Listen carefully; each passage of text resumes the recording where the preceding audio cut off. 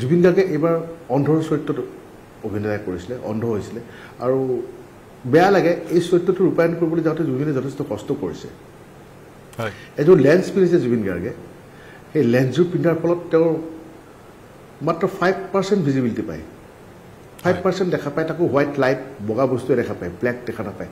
আমাৰ মাতটো শুনি বুজি পায়হে চিনি পায় যে এইটো ৰাজেশ, এইজনী গৰিমা, মাততে চিনি পায়, দেখা নাপায় কাকো।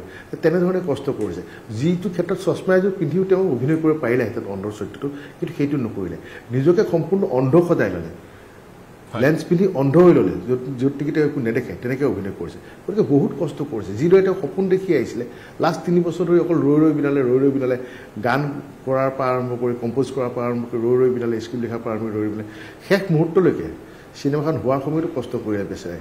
3 মাহ অন্ধ হৈ থাকিলে নিজকে ছবিখনৰ স্বাৰ্থত। তাৰ ফলত এনেকুৱা এটা পৰ্যায় পাইছিলে যে 15 তাৰিখে যেতিয়া জুবিনৰ লগত আমি লাষ্ট কথা পাতিছিলোঁ, জুবিনে কৈছিলে মোৰ চকুটো দি অলপ এতিয়া মানে ধুঁৱলি কুঁৱলি দেখা আৰম্ভ কৰিছোঁ, হয়তো মই 3 মাহ যে একেৰাহে লেন্সযোৰ পিন্ধি থাকিলোঁ তাৰে চাগে এইটো এতিয়া ৰিয়েকশ্যন কৰিছে, কাৰণ দিনত 8-9 ঘণ্টা লেন্স পিন্ধে। আমি কেতিয়াবা মাজতে খোল বুলি ক'লেও নুখোলে, কৈছে নাই এনেকৈ থাকিম দে, এনেকৈ থাকিলে মই কেৰেক্টাৰটো সোমাই থাকিব পাৰোঁ। গতিকে তেনেধৰণে কষ্ট কৰিছিল আৰু বহুত সপোন আছিল ৰৈ বিনালৈ। জুবিনে ভাবিছিলে যে এই ছবিখন আমি এনেকুৱা এটা পৰ্যায়লৈ লৈ যাম, এতিয়ালৈকে অসমীয়া চিনেমাত যিমান ৰেকৰ্ড হৈছে কালেকশ্যনৰ ক্ষেত্ৰত আমি সকলো ৰেকৰ্ড ব্ৰেক কৰিম, বেলেগ ধৰণৰ এখন চিনেমা হ'ব, বেলেগ কৰিম, পাব্লিচিটিৰ ক্ষেত্ৰত বেলেগ কৰিম, তেনেকৈ শেষ মুহূৰ্তলৈকে ৰৈ বিনালে কৰি থাকিলে।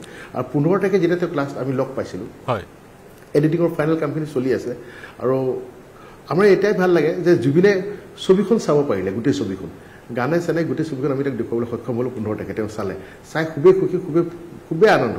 খালি সৰু কিছুমান কাৰেকশ্যন কৰিছিলে, সেই কাৰেকশ্যনবোৰ আমি কৰিছোঁ এতিয়া, আৰু তেওঁ ভবাৰ দৰে ছবিখন সম্পূৰ্ণ তেওঁৰ মতে সজাবলৈ আমি চেষ্টা কৰি আছোঁ।